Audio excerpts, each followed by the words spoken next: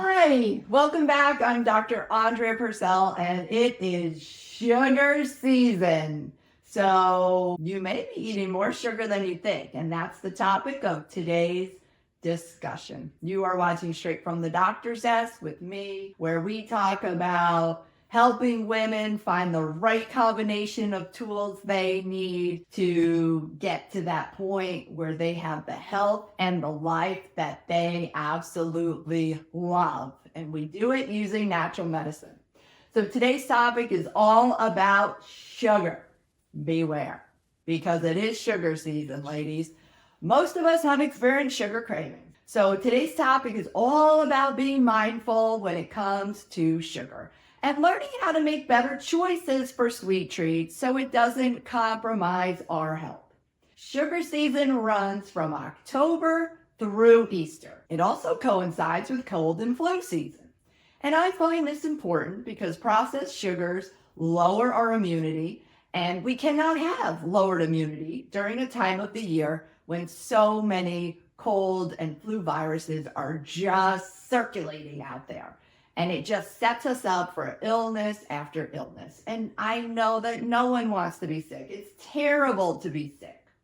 So you may be a bit surprised at how much sugar you and your loved ones are eating. So as a doctor who helps women get healthy, I know that there was a time in my life when I didn't read as many labels as I do now, and I didn't pay that much attention to how much sugar was in the things that I was consuming each day.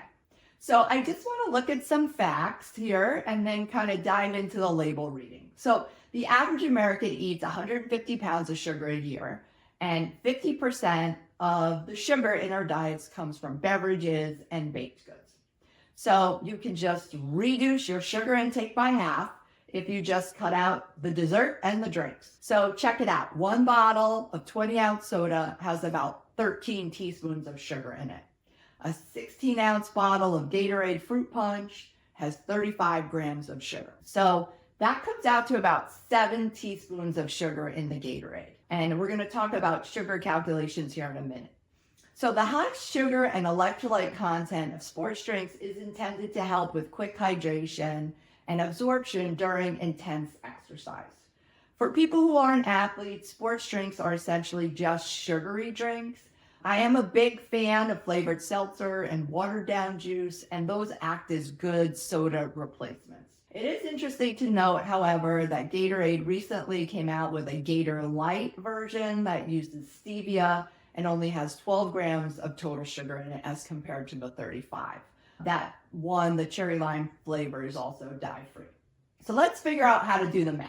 So when reading package labels, 5 grams of sugar equals 1 teaspoon.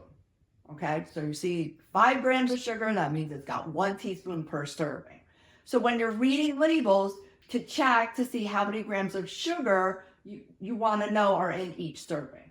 Another area that we get fooled is when a product states that it is fat-free.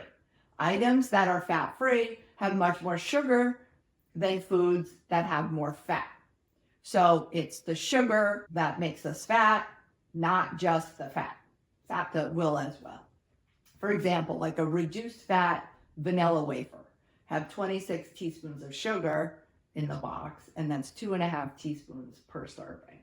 Sugar is added to many foods you wouldn't think of. For example, crackers, bread has sugar in it.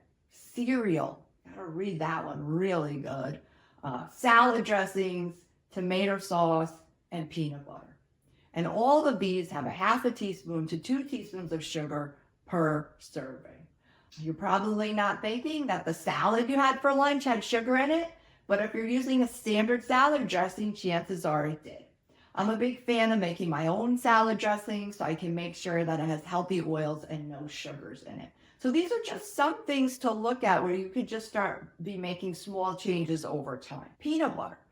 Jif contains 3/4 teaspoon of sugar per serving. So the next time you make your child a peanut butter and jelly sandwich, think twice. I recommend selecting no sugar peanut butter. The bread and the jelly are sweet enough. I mean, they all have sugar in them. Then we have the artificial sweeteners, high fructose corn syrups. And, these things are hundreds of times sweeter than table sugar. So even though a product is labeled as sugar-free, it can change your taste buds towards craving sweeter foods just because of the way it triggers the brain. So why is it important for you? Because obesity is on the rise and many women just cannot seem to lose weight no matter what they do. And with obesity comes a long list of chronic diseases that I don't want you to get. Things like diabetes, heart disease, inflammation, swelling, and even cancer. And processed sugars lower our immune systems, feed cancer cells, and contribute to obesity. All those things rob us of our health, our quality of life, and time away from the things that we love to do with the people that we love. So I want to review with you something that I created. It's called the sugar hierarchy. This is the list of the best sweeteners all the way down to the worst that we can eat. You will notice that the best come from nature and the worst are processed by the hands of man.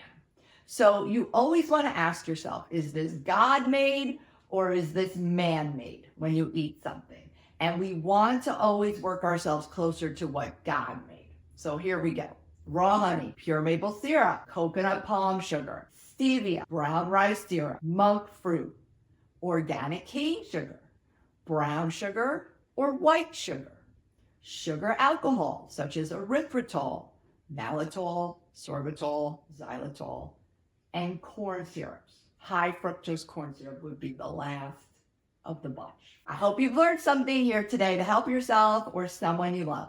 Stop by again for another segment of Straight from the Doctor's Desk, and be sure to visit me on the web at www.drandreapurcell.com. Take care.